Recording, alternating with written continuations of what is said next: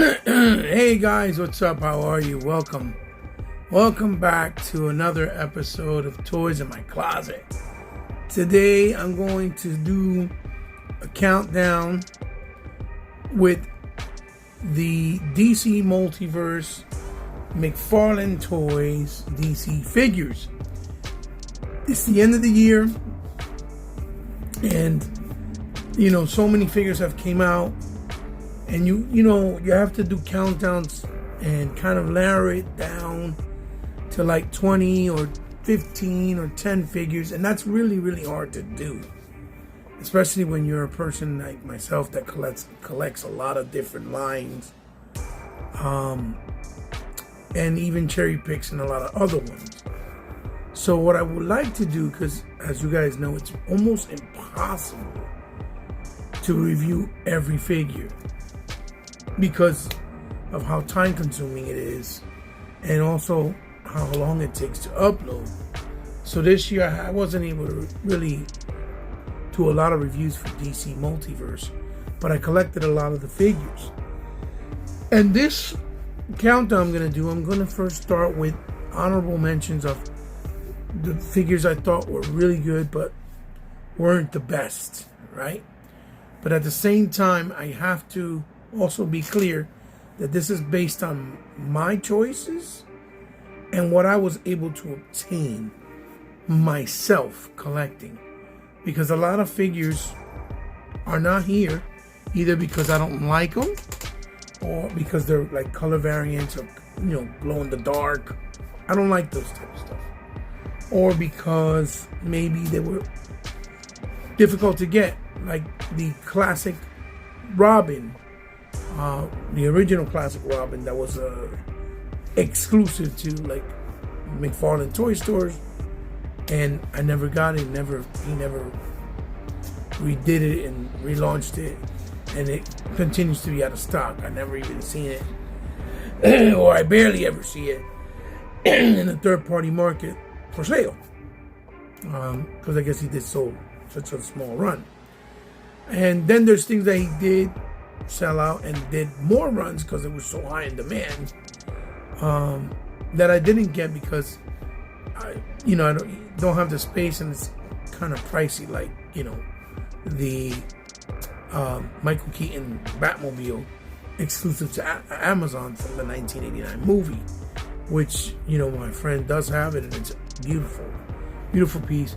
The figure's really nice, even though the cowl is a little bit lanky and skinny, but it is a nice figure. So this is based off what I've been able to obtain of figures I like, but also some of the stuff that I wanted to get I wasn't able to even obtain. Like I wasn't able to get to this point Eradicator, like I said, or I haven't been able to obtain the new Wonder Woman that people already got in their hands, or a Captain Carrot, which is an incredible figure. It probably would have been my number one on this list, to be honest, if I had my hands on him, because he looks so cool, right? So I want you guys to sit back, relax, enjoy the ride, and let's get right into it. Maybe the video will be too long, but hopefully you'll stay with me for the entire ride. I'll try to be as quick as possible, and I'll try to show you some comparisons of how certain things evolve from one thing to another. But let's have some fun. So instead of just doing a countdown of all the best figures, or the 10 best figures of the whole year, I'm going to try to divide it in categories. This one being the DC Multiverse stuff from McFarlane. My next one I hope to do is the Masters of the Universe Revelations and New Eternia and Revolutions line from the Masters of the Universe Multiverse, and and so forth and so forth, third party stuff. And then I'll try to do one with all the figures, my top tier ones from the entire year, in one vid. So these are my choices of the best figures of the year that McFarlane has brought out in the DC Multiverse line, with the exceptions of some of those caveats that I told you, like Wonder Woman and Captain Carrot that I haven't been able to obtain, or Eradicator, or the classic Robin, because any of those could have easily been on this list. or the Michael Keaton Batman with the car. So keep that in mind. Sit back, relax. I'll see you guys soon, and let's start the show. Another quick thing I forgot to mention is that I have a total of 29 figures. So I'm going to do first the 5 honorable mentions in the list, and then the top 24 best figures that I think that he brought out this year.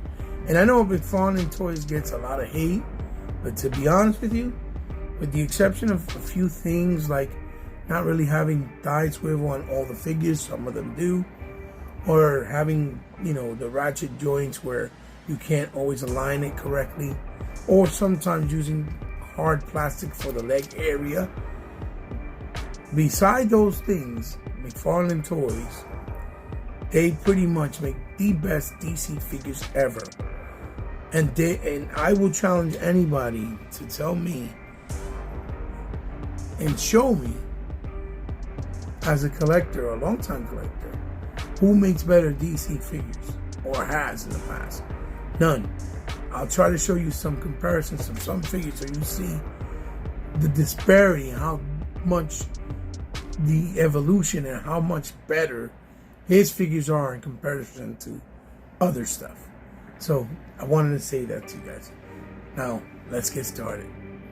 So here you go, guys. Honorable mention number 1 is none other than the Build-A-Figure Cyborg.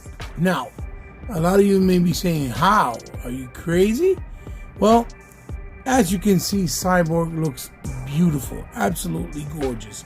Excellent sculpt, excellent figure, and he made him big, the way that Cyborg should. And we'll take a closer look so you can see how detailed Cyborg really is, like in the face area, for example, and in his body. The problem with Cyborg is that he made these joints and the plastic on it way too stiff. So because it's so stiff, it's very, very hard to get him in good positions and posing. And when you try to move him around a little bit better and pose him up, it's really hard because he either keels over, or he doesn't want to hold around right, or you even have to worry about pinching your fingers. So that's why I put Cyborg as the most honorable mention in the number 5 spot, because he really looks great. It's a great figure, but I wish he was just better, because he's not fun to play with, if that makes sense. So here we have honorable mention coming in at number 4 is none other than Arsenal. And Arsenal looks really, really awesome. It has some fantastic details, nice cut and paint job, and it's a really nice representation. But like I said earlier in the video, one of our Arsenal's shortcomings is his legs. His legs are too brittle, so it's very hard to put him in an agile type of poses when he's an agile type of character. And you see he has great detail, like those wonderful, wonderful tattoos, and the nice, actual glasses. But I wish they were see-through. That's another thing. And then he has arrows, and a nice arrow to go along, but no arrow to put in his hand. So because of those couple of things, I had to put Arrow, or Arsenal rather, in the number 4 spot for shortcomings, or for honorable mentions rather, because of his shortcomings. And I much would have rather gotten also a red hood, or a red robin at some point, a red arrow, sorry. So moving right along, honorable mention number 3 for me is the classic Catwoman. And again, beautiful figure, awesome looking figure, high stiletto boots, nice gloss, wonderful matte finish in the purple area, and a nice long whip. The reason why she was in honorable mentions is basically like a lot of McFarlane toys. She has an amazing sculpt, looks great, great representation, but because of her, wonderful hair in the back, but because of her legs being lanky, she's kind of hard to stand. So it's not fun to try to pose her. You really always need the actual base stand that they come with in order to pose her, and you got to keep her in some neutral poses.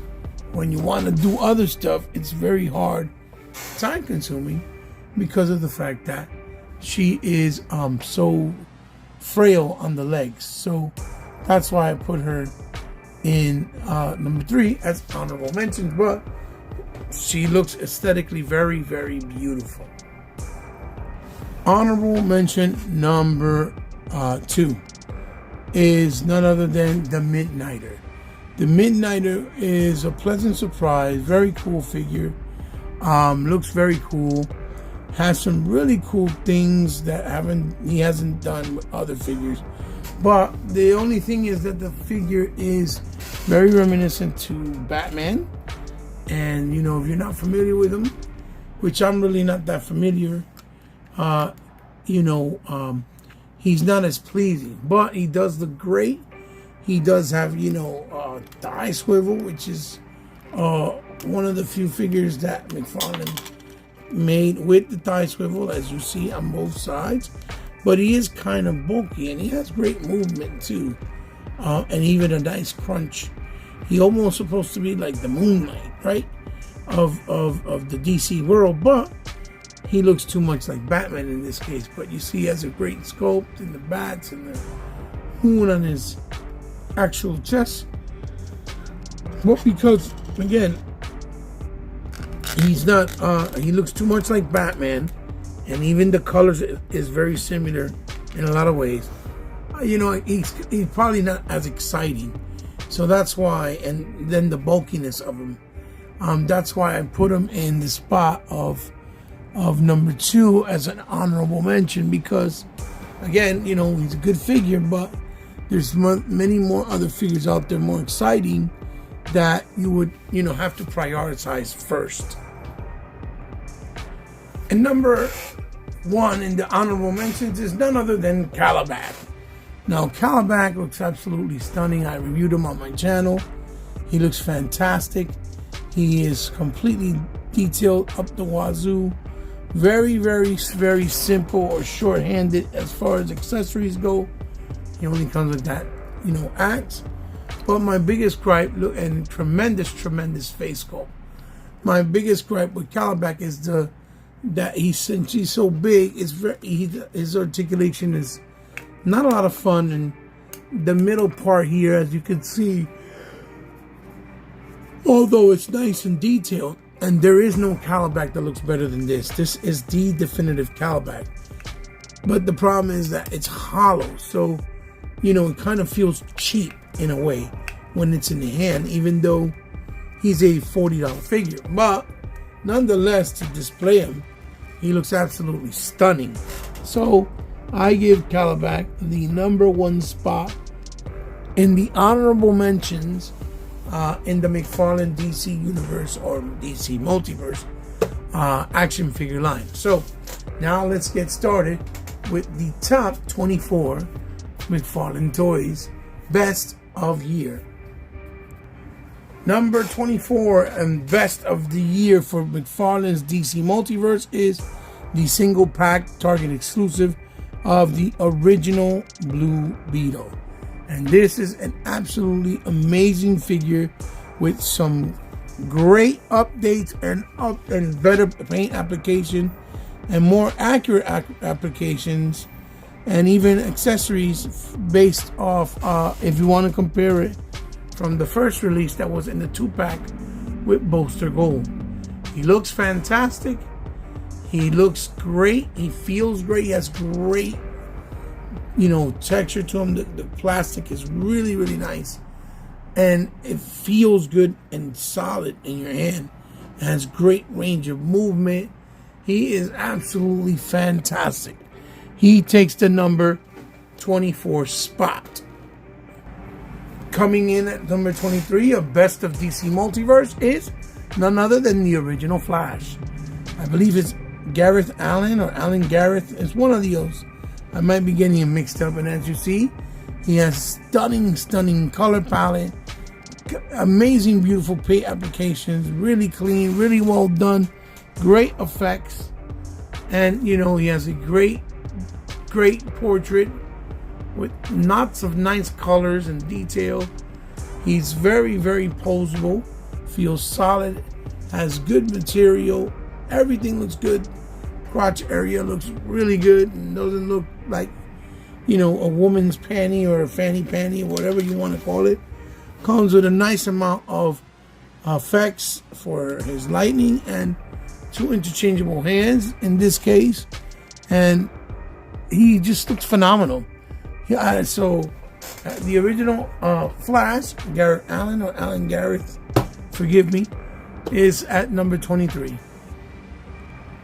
So coming in at number 22 of Best of is none other than Beast Boy in his gorilla form. And he is the Build-A-Figure from the Arsenal wave. But again, he is a fantastic figure. Beautiful, really detailed, really nice paint job. Really lovely head portrait, as you can see. He looks really stunning. All the texture work moves around really well. Even with all of this, size and girth. You see the hairs and the details in the hairs. Solid articulation. I mean, he has even good, thigh swivel. And, like I said, he's a really awesome figure. The only drawback is that you have to collect the entire wave, which is 4 figures, in order to build them. But he's an exceptional figure that you need to have. So he comes in at number 22. So coming in at the 21 spot is the actual movie Blue Beetle, which is the Hispanic version. I forgot his name. But the reason why I put him in here is because he's an absolute stunning figure, first and foremost. I bought him literally for $1.50. But the other reason why is in the comic books, the modernized Hispanic version of Blue Beetle looks very similar to this costume. It's very similar in a lot of ways. And if you play the game Injustice, you know that he has that look, that it's more modernized and more insect beetle-like. And you see all the amazing textures and see-through translucency in the actual wings, all the vein details, all the dry brushing of gunmetal, and then the metallic blues really pop. This is stunning, and look at the details on the eyes. This is a stunning figure. And the backpack, really well executed. Absolutely amazing. If you can find them, I highly recommend them, because I'm using them as the comic version as opposed to the movie version, because it looks very similar. But he definitely takes the 21 spot. Coming in at number 20, Best of, is none other than Mr. Freeze. And Mr. Freeze looks absolutely stunning. Very simplified look, but a lot of detail. But he has that nice, soft icicle look all over him, with baby blues, mint greens, and he has a plethora of detail around him. Really nice. He looks great. His portrait is fantastic. His gun looks fabulous. As you can see, the backpack, everything about him, the subtleties in the paint. You can remove the dome and move, the head has great movement. So you can do different expressions. compose them however you choose, and then you can, push the dome back in, and coming down with the mattes and the glossiness. And he has even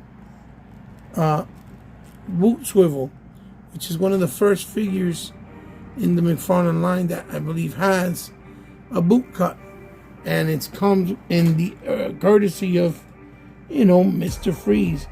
So maybe he doesn't look as blue or as painted, but I think the subtleties work because it's a good representation of him, in as far as the icicle form, and that he represents ice and snow, so I think that it's a fantastic representation. He takes the, obviously, number 20 spot. Coming in at number 19 of Best Of is none other than the classic Flash, Target exclusives from the Build-A-Wave. Now, this was part of the Cyborg Build-A-Wave, but he is not in a higher position because he didn't come with a lot of accessories other than the Build-A-Figure stuff and an exchangeable head, which is greatly appreciated. But he brought no kind of electricity, effects, which would have been fantastic. But as you can see, he has a really awesome portrait, really nicely done with that nice body, just like the Blue Beetle. Feels nice and soft, and you can pose it in any position that you choose to. Really, that red really pops with that blood red and the yellows. He just looks fantastic. They made a couple of Flashes before this one, but this is the classic definitive Flash, and he's a must own, but he was very hard to get because he sold out and they haven't re-released him as of this point. So he takes the number 19 spot as Best Of. So number 18 of Best Of is none other than the Black Manta. And yes, he is the Manta from the Aquaman movie. He's the Manta from the Aquaman. But since, since, like I was trying to say, he's from the Aquaman movie, but because the Aquaman movie used representation that's so close,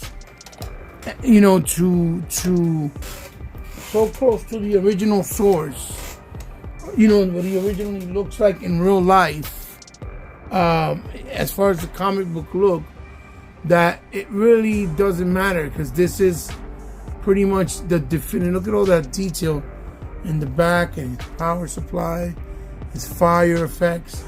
That we don't really need another Black Manta, to be honest. With this Black Manta, McFarlane hit it out the park, and we don't really need another one, to be honest. This could be standing as the classic Manta with no problem whatsoever, because of the way he looks. You see, he looks so great. That's why he takes the number 18 spot here in Best Of. And coming in at number 17 of Best Of DC Multiverse is none other than Raven. And I know this figure, for some reason, people did not want to give it love because of the fact that she brought the fire effect piece, which you took out, and it was actually a little stubble, and it really didn't look right, but I did not do that. There are ways around certain things. People just seem to be like, oh no, I'm doom and gloom with everything. But let's take a closer look. As you can see, Raven, just the portrait of her face alone looks spectacular. Then all the details on her, from the reds to the highlights of blues, navy blues, black, dark blue, and the golds. And then this is how I did her piece. I put it within her finger, and it looks like it's coming out of her hand. You can't do it with this one because she brought a fisted hand, but the point is, Raven still looks incredible. And then the textures and her legs. The only thing with her, like I said, is that the feet or the legs, again, they're made out of a really hard plastic, so it's hard to kind of dynamically pose her. But you see her with the hoodie. She even has good range of movement with her hoodie, or you can move the whole hood with her, which is fantastic. I think it was a wise choice. But she's definitely a very, very strong entry. So I put her on the number 17 spot.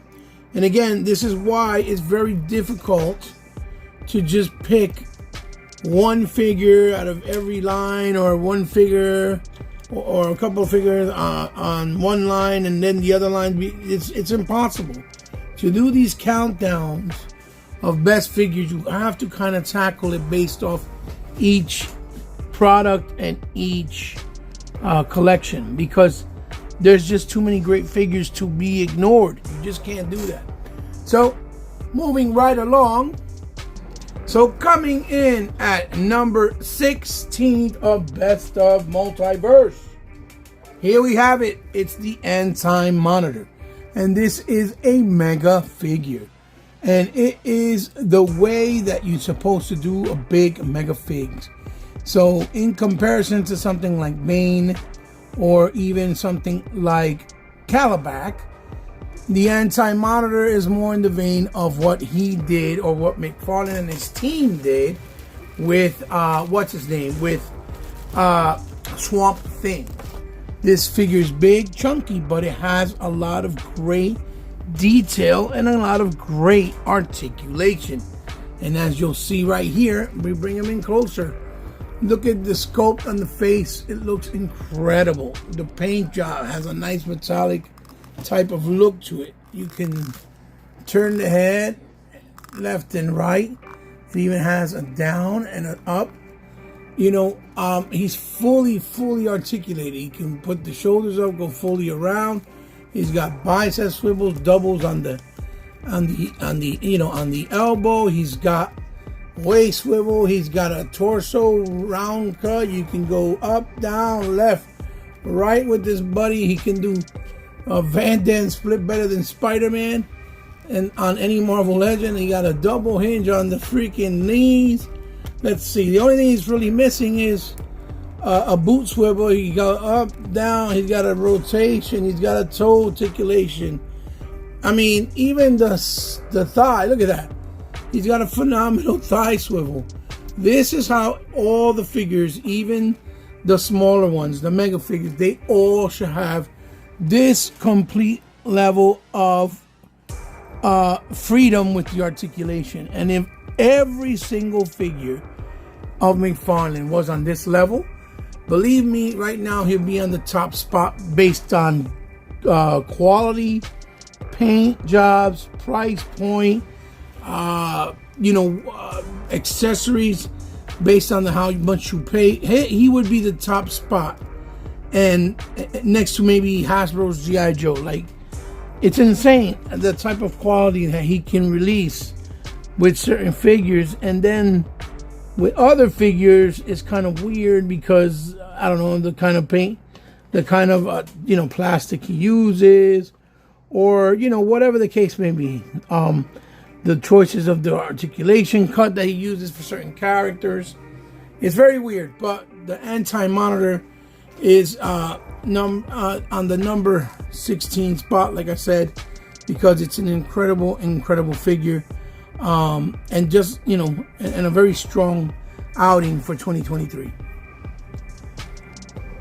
So coming in on the number 15 spot is none other than the Signal, aka Duke Thomas. And Duke Thomas is basically the father of Lucius Fox, or the son of Lucius Fox. He becomes the Signal, and there's a point where he even takes the role of Batman. I don't know the story too well, but I know that's what happens within the comic book realm.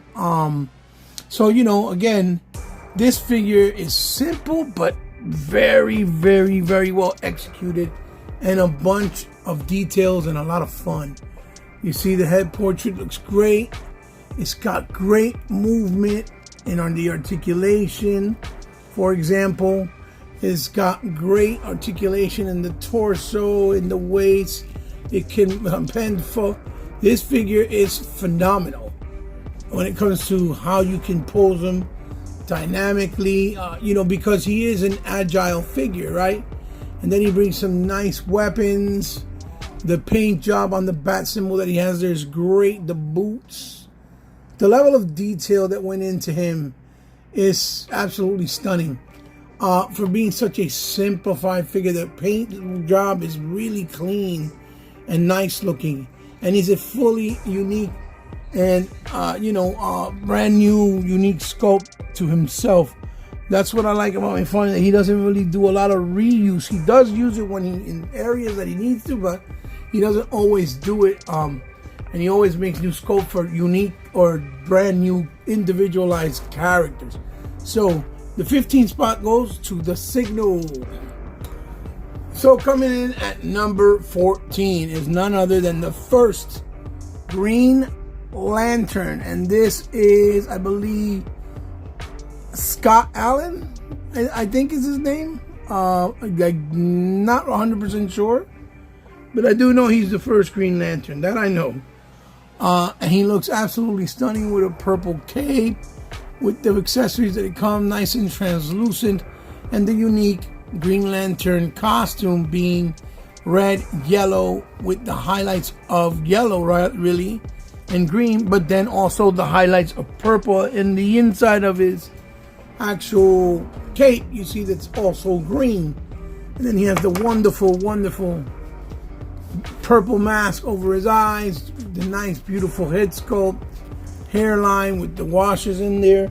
And this is a stunning figure. This was a surprise release or for this year, because it was like almost McFarlane said, you know what, y'all been complaining that I'm doing Batman, so I'm going to show you something. So not only did he do Batmans, right, because he did do Batmans this year, but he basically started bringing in a bunch of the other characters that haven't been touched since the Mattel's classics, right? And he brought them in. Look at the paint job, how clean. The reds, very nice. The area where the crotch is, the diaper doesn't look like too big or too small. The anatomy is just right, just like these beautiful boots with the highlights of red and then the gold. He's a really fun looking figure. My only reason for having him a lot not so closer to number one is because he's not as posable because of the cape and because of, I guess, I'm assuming, more than anything, I'm assuming because of the weight of his cape. It doesn't really let him stand, and you can't really pose him the way you really would like to, like with the freedom that you would, that you would really like to. So for me, because of that, I had to put him in a little bit higher spot, but he is fantastic. There it is, number 14, Green Arrow, Scott Allen. And coming in at number 13 is, you guessed it, none other than the Tim Drake Robin. And this figure looks incredible. But it's not lower in the list because there's certain things that kind of bothered me a little bit with it. In particular, his neck, the way it looks. The neck looks a little bit too down. So it almost looks like he's choking. And when you put it up too high, it looks like he's looking up. And then his facial expression, although very nice with the hair, I kind of feel like it's still not that heavy medium between teenager and older adult. But it does look great with these incredible details on his gloves. He comes with his boomerang, the middle section here with the Robin symbol. Very clean paint job. Absolutely really good level of texture work and detail. But he is very hard too. That's another thing. He's not as soft as others. The way that, let's say the Signal feels. And the Signal is an agile character. Robin is completely an agile character. He needs to move like, like a Spider-Man, like very swift. So the plastic that McFarlane chose to use for him, although looks incredible with the paint job and the green mats, the matte greens and all that stuff, it's not really as, maneuverable, if you will.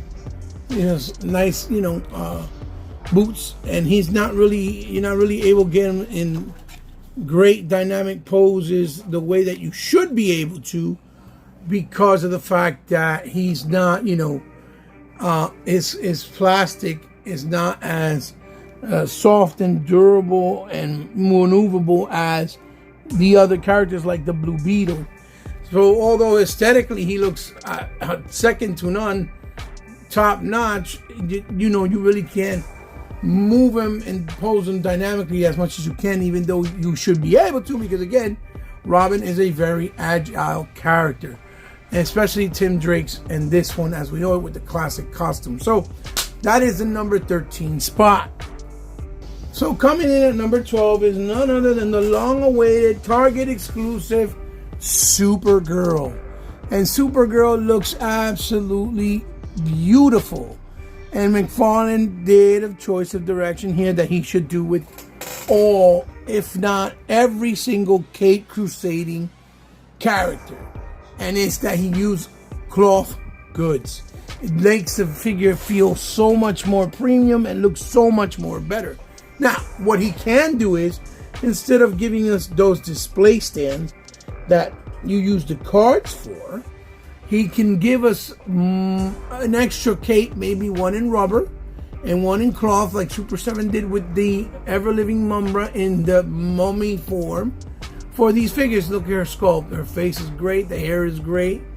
Her body armor is great. The only thing is that it's very hard to move her because she has no way of spreading. So what I did was I made some cut lines here with an X-Acto knife, just halfway quarter down, to give me enough to be able to do things like this and have more mobility with her, as you can see. And it worked perfect. It worked fine. She doesn't have a lot in the thigh area. I got to do some adjustments there as well. But she does have, no butt either, because they did the form fitted thing here we made her look to have a booty in the skirt area. But she's still a nice figure. So that's why she's so lower or higher on the list. If not, she would be almost higher, because she is probably the best looking Supergirl today. And I also don't like that he gave her pants all the way up instead of giving it boots into the knees like classic Supergirl, and showed some legs. And I think it's all due to, not trying to offend people, which is bullshit, because Todd knows comic book characters are been created years and years ago, and he should not bend over for anybody, in my personal opinion. But that's neither here or there, right? That's all irrelevant at this point, because the figure is already out and produced. So the number 12 spot, like I said, goes to and look, another thing is that it's hard to get her up sometimes because of the ratchet joints. They don't want to stick, but she is coming in at the number 13 spot, or number 12 spot, sorry. So coming in at the number 11 spot is none other than the Page Punchers Teen Titans Aqua Lad. And this Aqua Lad is absolutely incredible. This Aqua Lad is so well executed. As you see there, he has a phenomenal head sculpt. Nice dreads with the blonde and black shading going on, faded on the other side of his head. The two spots for the handles of other swords, all the details in the backpack, all the details within him, the goals, the nice crotch area piece is absolutely perfect. His chest line, everything. The skin tone with the black shades of his skin. The swords with the effects in water effects, translucent. His markings or tattoos, if you will, The fact that his backpack looks like a shark fin. Then the black going down with the highlight of orange on the black boots and the fins in the back of his, shin guards of his legs. This Aqualad is absolutely a, prime star and perfect example in how to execute a character in pure perfection as far as what he looks like. And in this case, he has a more realistic look as well, so it works also in his favor. So as you can see there, we have Aqualad coming in at number 11. So coming in at number 10 is none other than the Nightfall Batman. And you can see he is absolute perfection.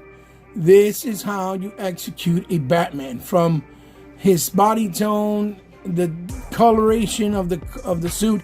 Everyone that knows me and that's been following me for a long time knows that my favorite Batman is the gray and blue. This is the Batman that I've always adored, even way back when, before Adam West, when when my cousin and then I had the Migos. And I love the bat symbol being sculpted on with the yellows and blacks. And you see I have him, in that pose to kind of complement the way his cape is draping to the side, with the beautiful bat belt in yellow with the blues. His batarang is just, his boots, everything. And then the way that he feels as far as the plastic, the movement, he's absolute perfection. But I have to put him in the top spot of number 10, because going forward, these are the best of the best for the year of DC Multiverse. And Batman, although a phenomenal figure, he's Batman. What we've been accustomed to for so long, for so many years, with so many companies. So I wanted to pick the next characters going forward, be more of the unique characters that don't really get a lot of love, but deserve to get a good treatment. And McFarlane has been able to achieve that. So we're going to take a look at number 9. So coming in at number 9 is none other than the new collector's edition Sinestro. And Sinestro, in his real classic form, is absolutely incredible. It's McFarlane at its highest form for interpreting a character that is very simplistic, but yet so iconic in the comic book realm. And you see that Sinestro has a wonderful, wonderful portrait highlighted with those colors of that are red, pink. He covers some yellow constructs and look phenomenal in that translucent yellow. The texturing on his costume is second to none. Really painted well with that nice see-through kind of look, with his Ring of Power lantern, and his actual hands being painted the same color, the Ring of Power on the other side, the silver being sculpted on his actual crotch and waist area. Perfect size, not overly done. The beautiful textures in his pants, right, or elastics, the boots, everything. And this is absolute perfection. Even his fade with the little redness and pinkness in it, you can see it looks really, really great. He has that wet look, like he has gel on his hair. And the little mustache, everything from the Sinestro. And plus the way it feels, how it moves, he absolutely killed it. And I'm just going to give you guys a little bit of perspective here with some of these figures. This is the Sinestro from McFarlane. And then this is the Sinestro that everybody wants to claim. In most cases, this is the creme de la creme from the Mattel Classics, which, don't get me wrong, at the time it was wonderful, right? Because it was top grade for the time. But look at the difference. This is what we get. Mattel's Sinestro versus McFarlane. So you sit there and tell me with a straight face that the McFarlane one doesn't look leaps and bounds better. I don't know what to tell you, but I really think maybe as far as the lanky look, maybe it's more accurate. But I don't mind it because this is a bigger, beefier figure, and still overall is capturing the essence of what it is, all the way up to the turtleneck on the neck being yellow still. So this is the difference, to give you perspective. There's no way you can say this is not better. So moving right along, let's take a look at number 8.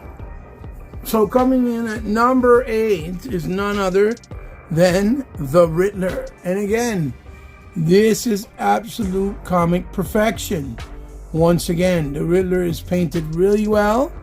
The Riddler comes with a nice amount of hands and his, amazing classic staff. Looks really good. The body is great because it's the soft one and you can move it around and pose it and do a lot of things. It has good thigh swivel, for example. It has, nice movement, feels sturdy. It's really, and even the butterfly section is really, really well done. And it's just absolute perfection, from the staff, the gold, all the black question mark or quotation marks, rather, question marks. The purples, little hints of purple in his gloves, his belt, on his mask. My only gripe with him is that his face, he's smiling. He looks like a super friend. He should look more menacing and more conniving is really the word I'm looking for, because he's one of the most intelligent villains, to be honest, in the Batman universe. And so for me, that kind of bothered me, because again, though the face sculpt is really well done, he just looks like he's smiling. He looks like he's happy about to sing some lullabies with Batman, as opposed to imposing Batman to be afraid because he means serious business. Kind of like they did in the interpretation of the Batman movie that came out last year, right? That he meant serious business, and I like that. That's the kind of Riddler I want to see, that dark one. So for me, that's the only reason why I have him higher on the list. But other than that, he is almost, 100% perfection as far as the classic interpretation and the new iteration from McFarlane into figure form. So number 8 goes to the Riddler. Plus, there's one more thing that I want to show you guys. Again, just for point of reference.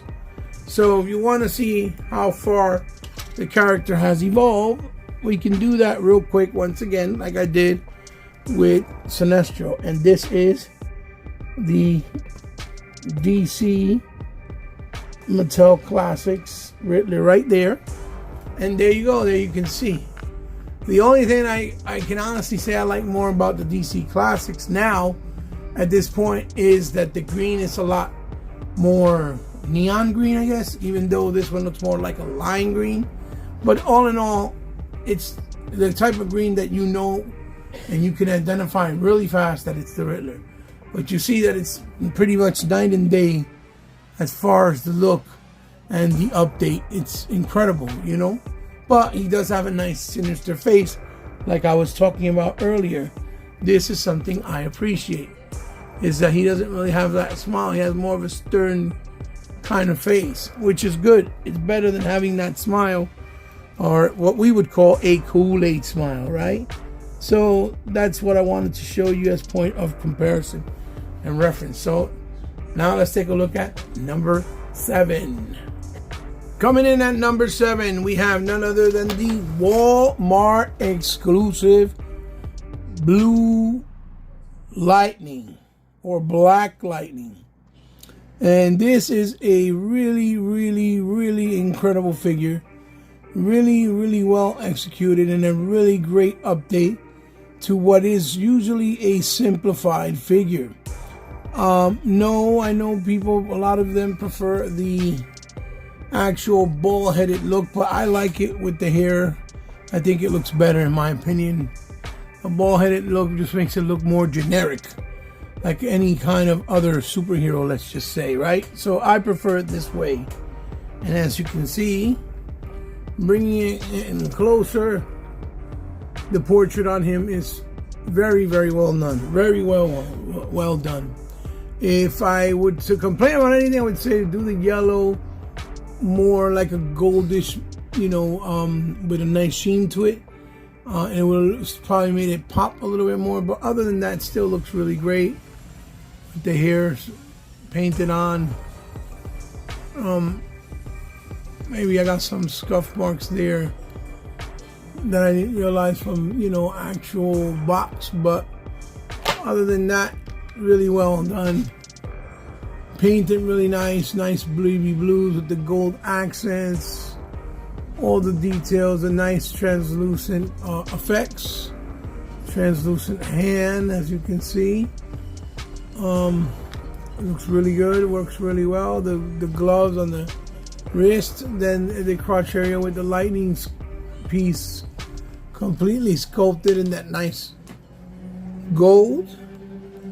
Then the seam lines going on the side of the pants all the way down to the boots with the unique style of boots.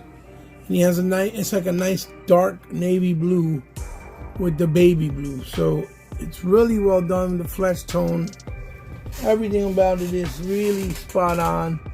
And he is phenomenal. The body is one of the softer bodies, moves really well. Again, has a nice soft feel. You could articulate him really well, even on his, thigh area. Again, he is really, really awesome. I can only imagine what he's going to do with Mr. Terrific, for example, or Lightning Bolt, the other guy. There's a couple other great characters, or African American characters, if you will, that have not been tackled and executed yet, that need to, and that I think will be fantastic. And just to give you again another point of reference, I'll bring in a couple of other ones to compare them to. This is the Mattel Classics with the ball head. As you can see, that's the one where it gets the same inspiration, but it's more black on blue. This is like the Brave and the Bold Batman version. Has a more cartoony-esque kind of feel to it and look, but he has hair, as you can see. And then I have the one for the actual TV show with which the design was really, really well done, and the character likeness on it, also from Mattel, looks very good. So you can see the disparities and the changes and differences, so that you can see the comparison of how well and how good the update that McFarlane has done is. So it's really, really nice to see it, as you see there. There's the Black Lightning figure that I have, all the ones that I have anyway. So he looks great. He's my number 7. Let's get on to number 6. So coming in at my number 6 is also another Walmart exclusive, and this is none other than the Captain Atom. And Captain Atom looks absolutely beautiful. A beautiful paint job they did. And I believe it's a plastic that they use that's like a nice silvery shine to it, but not overbearingly silver. I never had the Mattel Classic version of this figure, but now I have the McFarlane one, and I do know from when I did see it in person that the McFarlane one is light years, better than what it was. Look at that face sculpt and the details on the hair, and articulates really, really well. And again, he's one of the figures that's in the same body, that's nice and soft, that articulates really well. The crotch, you see, looks a little bit high, but it's nice and clean and tight, so it looks really well done. The arms, the red highlights on the gloves, on the chest, and then the little like navy blue on the, or navy purple blue on the, on his his boots. And he's just a really incredible figure. Then you got the special effects on him, looking really like, let's say, the upcoming Hasbro Crystal looks like from the old 80s cartoon and toy line. So again, and even comic books rather. So Captain Atom is absolutely phenomenal. He's really high on the list because he's really that good. He's simple, but he's really that good. So I highly recommend for you to get him if you haven't got him yet. He is still available in the Walmart site. So number 6 is Captain Atom. Coming in at number 5 is none other than Catman. And Catman is an absolute stunning update to a figure that wasn't really highly made, not highly available. There's not a lot of figures of Catman, but McFarlane went all in. He made sure that he was going to give us the best of the best, and this figure is absolutely incredible. Look at the features and in the portrait of his face. Probably maybe the weakest point of the figure, but all in all still looks really, really good and has fantastic articulation. The scarring marks of the cat scratches. He comes with these fist hands with some beautiful claws, and they are in a gunmetal silver. Look really nice. These gloves and the wonderful cape made out of cloth goods. Another figure that he did right and justice by giving it cloth goods.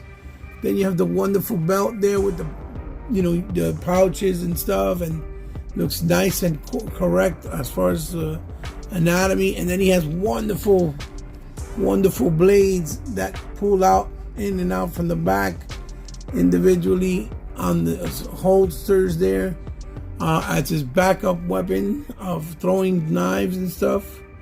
And then we go down to his legs, his boots, really nicely executed. Catman is just a breathtaking breath of fresh air because it's a unique figure that hasn't really been tackled. And the only figure that I know exists, I have as well, which was the Mattel Classics. And the Mattel Classics has an edge, and that's the only reason why he's not closer to number 1, and that's because the Mattel Classics one, it has all of the gold highlights that he's missing, like on the gloves, as you see there, and on the trim of his legs, which I could paint if I tell my daughter. But here is the Mattel Catman in comparison side by side, and look at his head portrait. It's really not that great, but it has some nice shading on it. So it's night and day, the comparison, as you can see. Maybe the brown is a little bit more accurate, but still they don't compare. The one that McFarlane has produced now and made is just excellent, as you can see. So my number 6 spot goes to the wonderful Catman, and bravo for a unique character other than Batman, even though he has a lot of Batman similarities. So coming in at number 4 is none other than the baddest mofo there is in town, that takes no game, that plays no games, and takes every victim with him. And that is one of the baddest comic book characters that really don't get a lot of representation and love. That is none other than Firestorm from DC. And Firestorm's whole outfit and character design is top notch. You can't compare Human Torch to something like Firestorm. Firestorm just blows it out the water. Aesthetically, character design wise, he just full badassery. And then he brings a plethora of hands, and he just looks fantastic. McFarlane really did a hell of a job with Firestorm. As you can see, his portrait is top notch. The hair on the top, the translucency looks fantastic. The way that you can move his head, the headdress mask around his head and his ears, he looks menacing. The whited out eyes, the way it should be. His hands with actual translucent fire. The yellow and the yellow mustard on his suit with the red. And the other fist with other fire effects.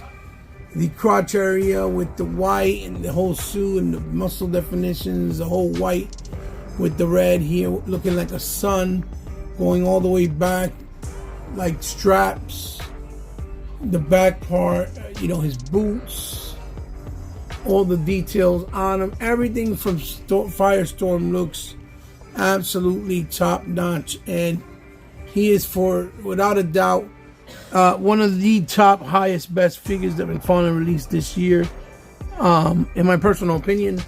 As you can see, he spared no expense to execute it the way that he deserves, right? So for comparison, I'll bring in the Mattel Classics, which to this day is one of the best or one of the better Mattel Classics figure to this day, for a lot of reasons, right? But one of them being that he was well executed, right? So I'm going to put it up here and screen in a few seconds. Just give me 1 second as I take him out and put in his effects.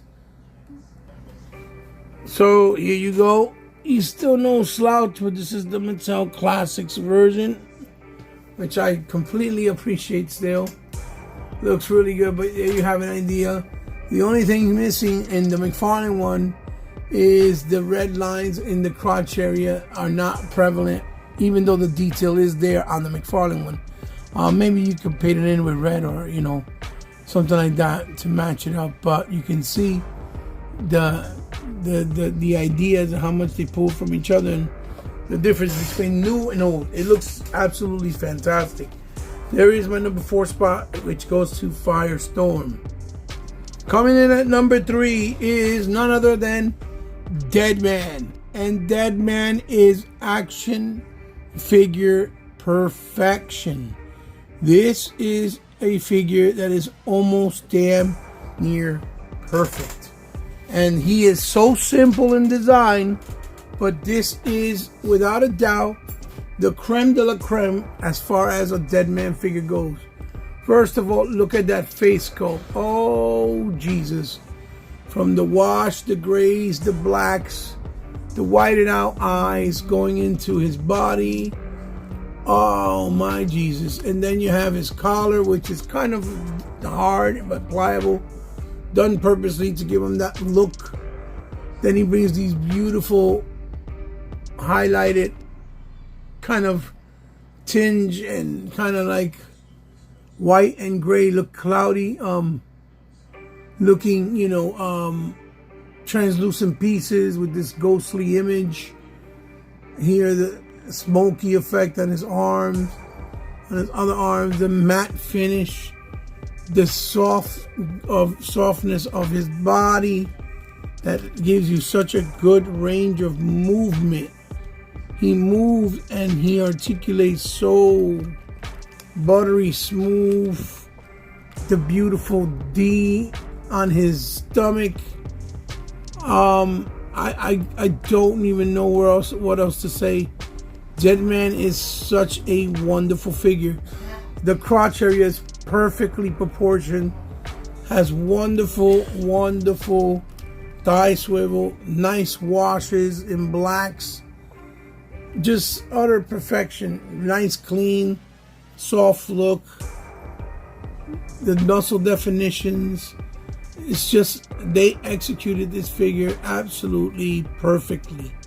So Deadman should be number 1 in many cases. He would have been or should have been. The only different reason he isn't for me in my number 1 spot is because, 1, I have another favorite character that took preference, and I have a little bias, but he is a great figure. And 2, there's just another figure that was just to the absolute perfectness, and it could not be, denied. So let's get to the number 2. So coming in at my number 2, if you guessed it, you guessed right.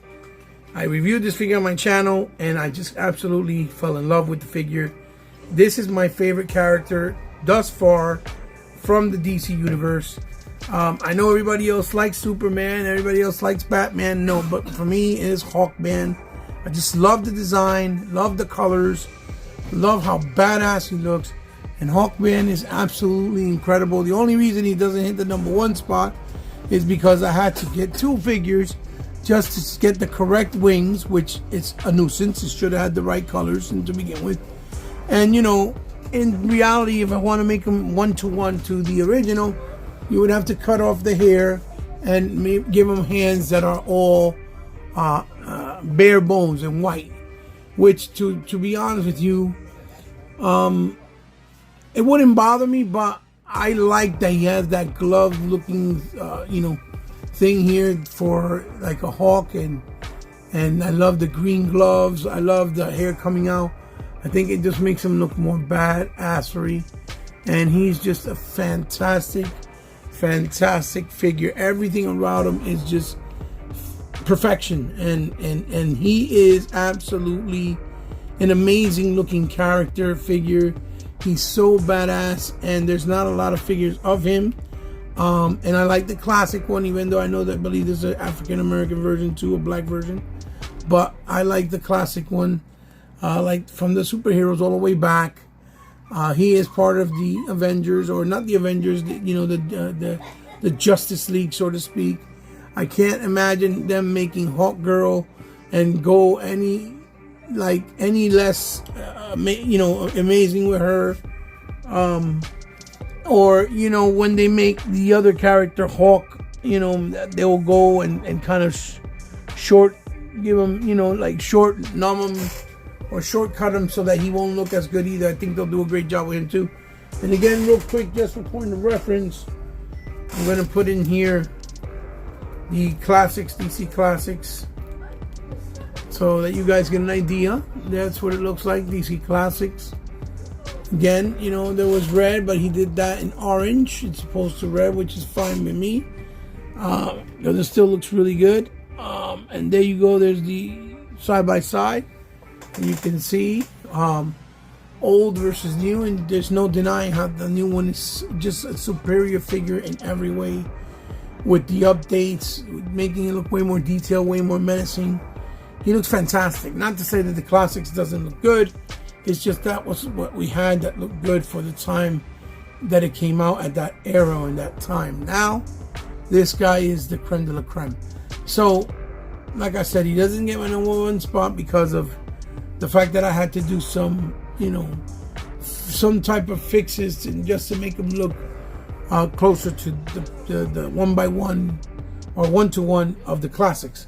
If not, it would have been a little bit more off. So, other than that, he would have been my #1. But now let's move on to the #1 spot.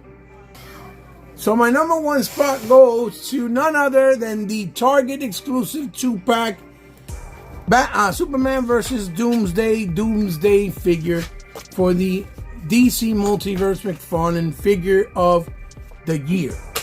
This is his #1 Magnus Opus, creme de la creme, best figure of the year. And this is also, I'll remember, based off what I was able to collect, because I wasn't able to get certain things like Wonder Woman, or like I said, Captain Carrot, for example, which are available at this moment. And as a moment of me doing this actual video, my Captain Carrot is on its way. So, again, this is absolute perfection. Look at the sculpt work of Doomsday.